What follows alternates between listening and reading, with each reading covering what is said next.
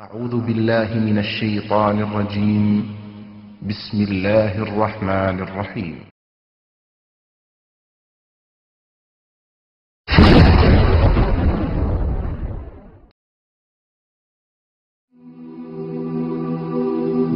মৃত্যু এমন এক বাস্তবতা যার থেকে কেউ পলায়ন করতে পারবে না। প্রত্যেকটি প্রাণীকেই মৃত্যুর স্বাদ আস্বাদন করতে হবে। আল্লাহ তাআলা পবিত্র কালামে মাজিদে ইরশাদ করেন, কুল্লু নাফসিন যায়িকাতুল মাউত, প্রতিটি প্রাণী ওই মৃত্যুর স্বাদ আস্বাদন করবে। কুল ইন্নাল মাউতাল্লাযী তাফিররুনা মিনহু ফাইন্নাহু মুলাকীকুম, হে নবী আপনি বলে দিন, মৃত্যু যার থেকে তোমরা পলায়ন করছো সে অবশ্যই তোমাদের সাথে সাক্ষাৎ করবে।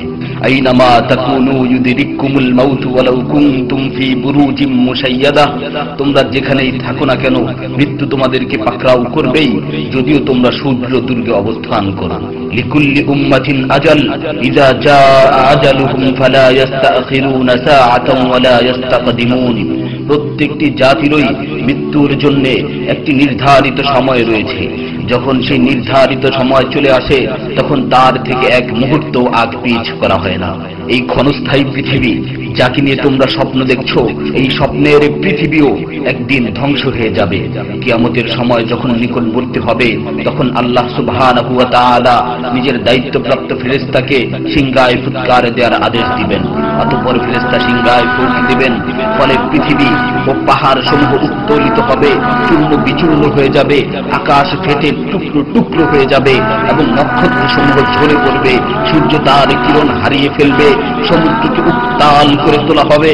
সেদিন কিয়ামতের ভূমিকম্প ও কিয়ামতের ভয়াবহ অবস্থা দেখে সকলেই মৃত্যুবরণ করবে। আল্লাহ তাআলা বলছেন, ইয়া আইয়ুহান নাসু ইত্তাকু রাব্বাকুম ইন্না যালজালাতাস সাআতি শাইউন আযীম ইয়াওমা তারাউনাহা তাযহালু কুল্লু মুরদি'াতিন আম্মা রাদা'at ওয়া তাদ'উ কুল্লু যাতি হামলিন হামলাহা ওয়া তারান নাসা সুকারা ওয়া মা হুম বিসুকারা ওয়ালাকিন্না আযাবাল্লাহি শাদীদ। হে মানুষ, তোমরা তোমাদের প্রতিপালককে ভয় করো, নিশ্চয়ই কিয়ামতের প্রকম্পন এক ভয়ঙ্কর ব্যাপার। সেদিন তোমরা দেখবে প্রত্যেক স্তন্যদানকারিণী আপন দুগ্ধপোষ্য শিশুকে ভুলে যাবে এবং প্রত্যেক গর্ভধারিণী তার গর্ভপাত করে ফেলবে। তুমি দেখবে মানুষকে পাগলের মতো, আসলে ওরা পাগল নয়, তবে আল্লাহর আযাবই হবে কঠিন। فإذا نفخ في الصور نفخة واحدة وحملت الأرض والجبال فدكتا دكة واحدة, অতঃপর যখন সিংহায় ফুঁক দেওয়া হবে একটি মাত্র ফুঁক, আর জমিন ও পর্বতমালাকে উত্তোলিত করা হবে এবং মাত্র একটি আঘাতে এগুলো চূর্ণ বিচূর্ণ হয়ে যাবে।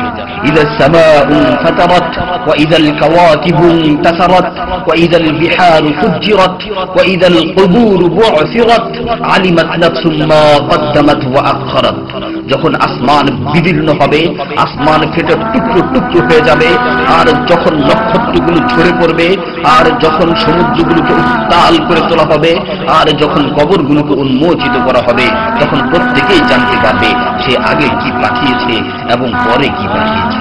সেদিন কিয়ামতের ভয়াবহতায় আল্লাহ সুবহানাহু ওয়া তাআলা ব্যতীত প্রতিটি প্রাণী প্রাণ হারাবে। পবিত্র কালামে মাজিদে ইরশাদ হয়েছে, কুল্লু শাইইন হালিকুন ইল্লা ওয়াজহা, সেদিন আল্লাহর মহান সত্তা ব্যতীত প্রত্যেকটি জিনিসই ধ্বংস হয়ে যাবে। কুল্লু মান আলাইহা ফান ওয়া ইয়াবকা ওয়াজহু রাব্বিকা যুল জালালি ওয়াল ইকরাম, সেদিন জমিনের উপর যা কিছু রয়েছে সবই ধ্বংস হয়ে যাবে, আর শুধুমাত্র মহামহিম ও মহানুভব আল্লাহ সুবহানাহু ওয়া তাআলাই বাকি থাকবেন। তাফসীরে ইবনে কাসীরে বর্ণিত হয়েছে, যখন ইসরাফিল আলাইহিস সালাতু ওয়াস সালাম সিংহায় ফুৎকার দিবেন তখন সকলেই মরে যাবে। মালাকুল মাউত মৃত্যুর ফেরেশতা এসে আল্লাহ তাআলাকে বলবে, হে আল্লাহ, সকলেই মরে গেছে। তিনি জিজ্ঞেস করবেন, অবশিষ্ট কে আছে? উত্তর দিবে, হে আমার রব, আপনি, আর আপনি তো হলেন চিরঞ্জীব। এছাড়াও বাকি রয়েছে জিবরাইল, মিকাইল ও আরশ বহনকারী ফেরেশতাগণ। আল্লাহ তাআলা বলবেন, জিবরাইল ও মিকাইলেরও তো মৃত্যু হওয়া উচিত। মৃত্যুর ফেরেশতা মালাকুল মাউত বলবে, হে প্রভু, জিবরাইল ও মিকাইলও মরে গেছে। আল্লাহ তাআলা জিজ্ঞাসা করবেন, এখন আর কে বাকি আছে? সে বলবে, এখন আমি বাকি আছি ও আরশ বহনকারী ফেরেশতাগণ বাকি আছে। তখন আল্লাহ তাআলা বলবেন, আরশ বহনকারীদেরকেও মরতে হবে, তারাও মরে যাবে। আল্লাহ তাআলা আবার জিজ্ঞাসা করবেন, এখন কে বাকি আছে? মালাকুল মাউত আজরাইল আলাইহিস সালাতু ওয়াস সালাম বলবেন, হে আমার রব, এখন আপনি বাকি আছেন এবং আমি বাকি আছি। তখন আল্লাহ তাআলা আজরাইল আলাইহিস সালাতু ওয়াস সালামকে বলবেন, তুমি তো আমার মাখলুক, সুতরাং তুমিও মরে যাও। তিনি তৎক্ষণাৎ মরে যাবেন এবং শুধুমাত্র আল্লাহ তাআলাই বাকি থাকবেন। অতঃপর আল্লাহ সুবহানাহু ওয়া তাআলা জমিনকে ভাঁজ করে ফেলবেন এবং তিনি 3 বার বলবেন, আনাল জব্বার, আনাল জব্বার, আনাল জব্বার, আমি প্রতাপশালী, আমি প্রতাপশালী, আমি প্রতাপশালী। অতঃপর তিনি 3 বার জিজ্ঞাসা করবেন, লিমানিল মুলকুল ইয়াউম, লিমানিল মুলকুল ইয়াউম, লিমানিল মুলকুল ইয়াউম, আজকের রাজত্ব কার, আজকের সার্বভৌমত্ব কার, আজকের আধিপত্য কার?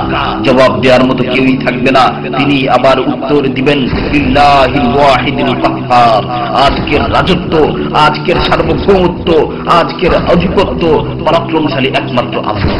ইবনে ওমর রাদিয়াল্লাহু তাআলা আনহু হতে বর্ণিত অপর এক হাদিসে ইরশাদ হয়েছে, কিয়ামতের দিন আল্লাহ সুবহানাহু ওয়া তাআলা আসমান জমিনকে ভাঁজ করে নিজ হাতে গুটিয়ে নেবেন।